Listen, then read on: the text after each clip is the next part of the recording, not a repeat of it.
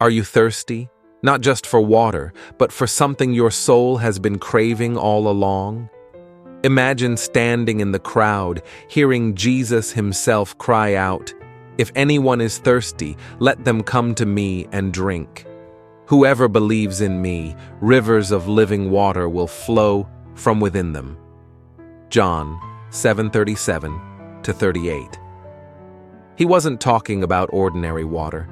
He was talking about the Holy Spirit, God's very life poured into the dry, cracked places of your heart.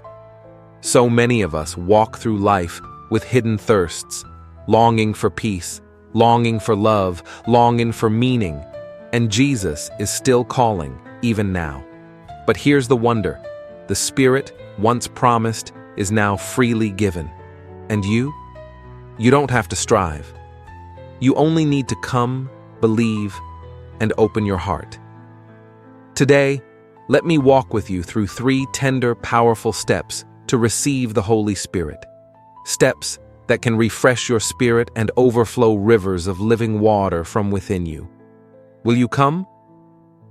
Let's begin this beautiful journey together.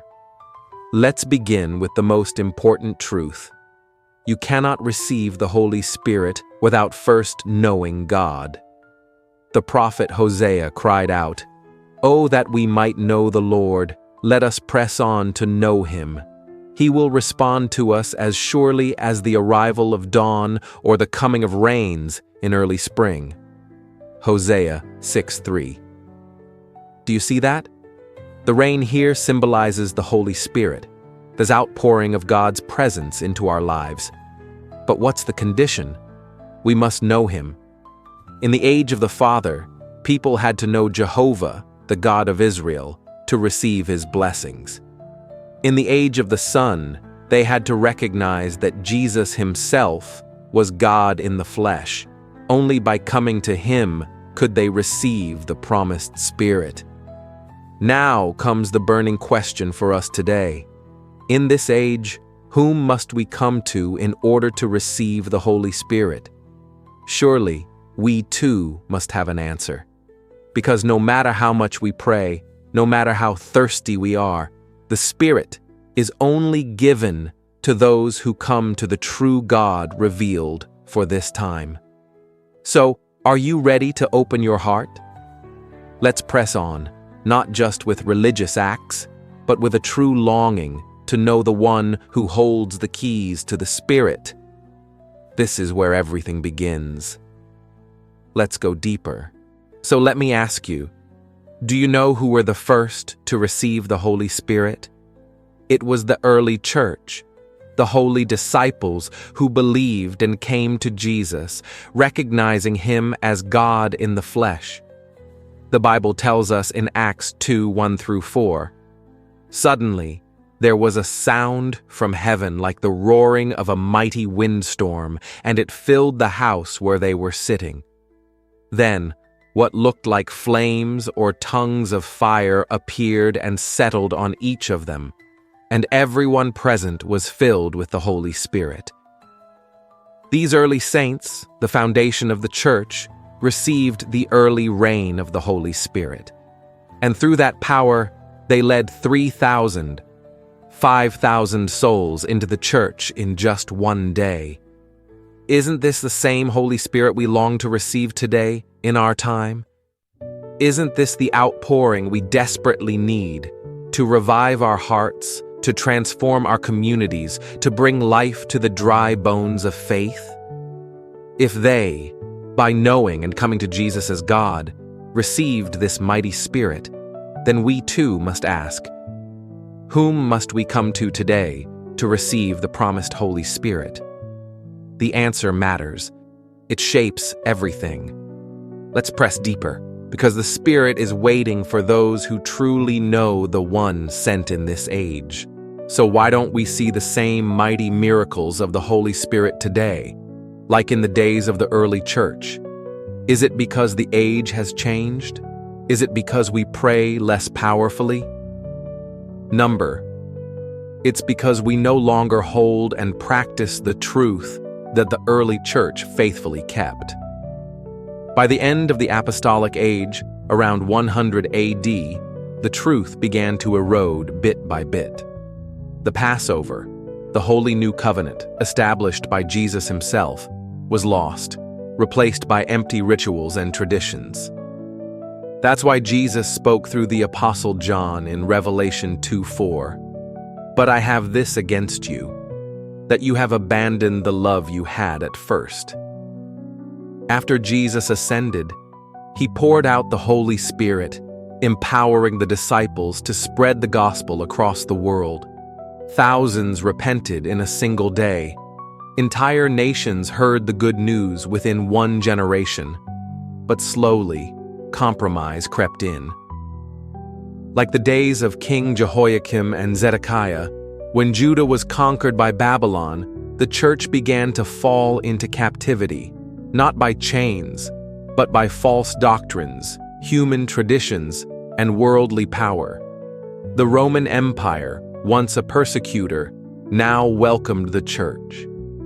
But instead of holding on to the pure, simple faith of Christ, the church adopted the lavish rituals of pagan priests, replaced God's commands with human rules, and established the Pope as the supreme authority.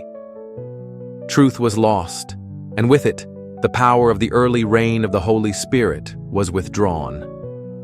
The prophet Jeremiah wrote, "Therefore the showers have been withheld, and the spring rain has not come.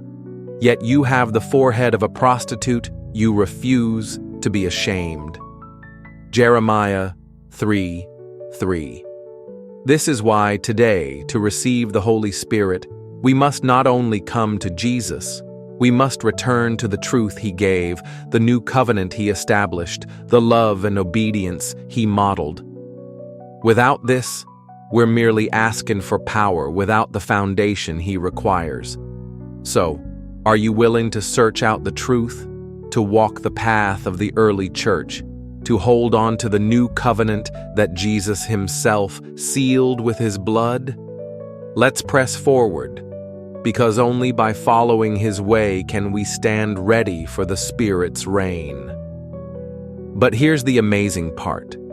In order for the prophecies of all the prophets to be fully fulfilled, the truth of the early church, the truth that was once destroyed by the power of the papacy, has been and is being restored step by step, especially after Luther's Reformation. The work of restoration is not random. It is guided by God's hand, rebuilding each lost piece of the original truth. The truth that the early church held, the truth that had once unleashed the mighty work of the Holy Spirit. And here's the promise. When the truth of the early church is fully restored, God will pour out the Holy Spirit again, just as he did at Pentecost. This is why the Apostle John wrote in Revelation 2:5, "Remember therefore, from where you have fallen, repent, and do the works you did at first." We are called to remember, to return to the first love, the first works, the first truth. Because only when the church stands again on the foundation Jesus laid, will the Holy Spirit flow again in full power. So today, as we long for the Spirit, we must also long for the restoration of truth. Without repentance, without returning to what was lost, we cannot expect the rain of the Spirit to fall.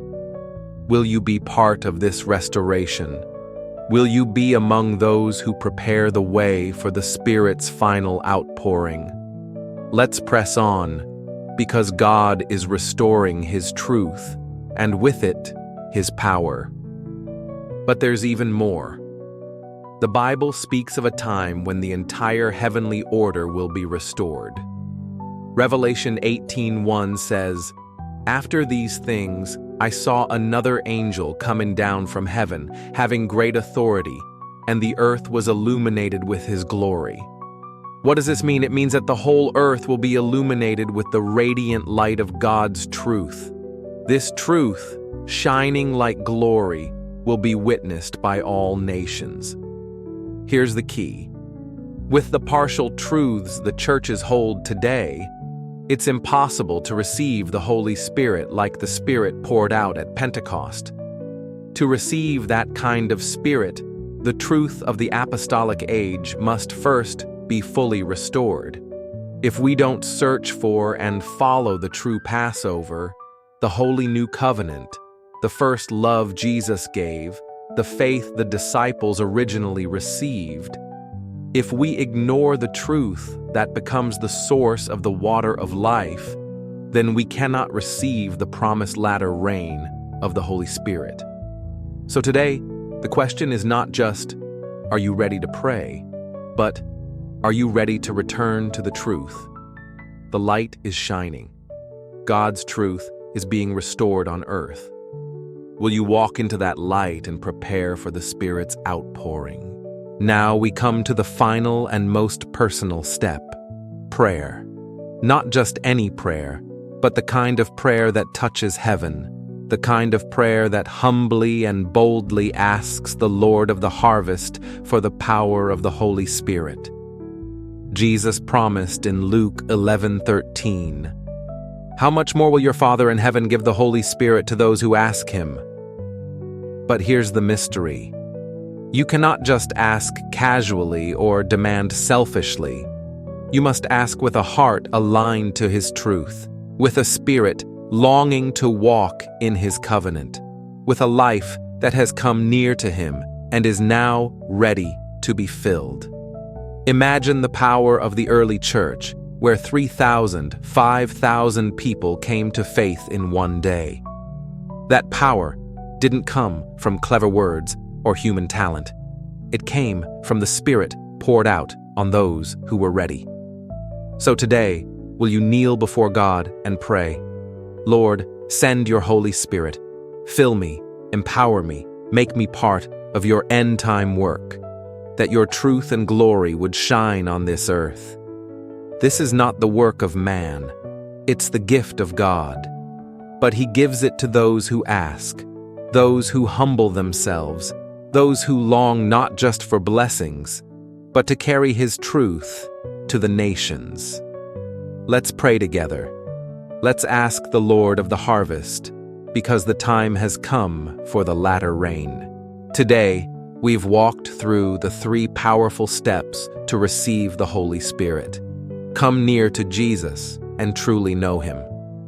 Follow the truth and covenant he established, just as the early church did.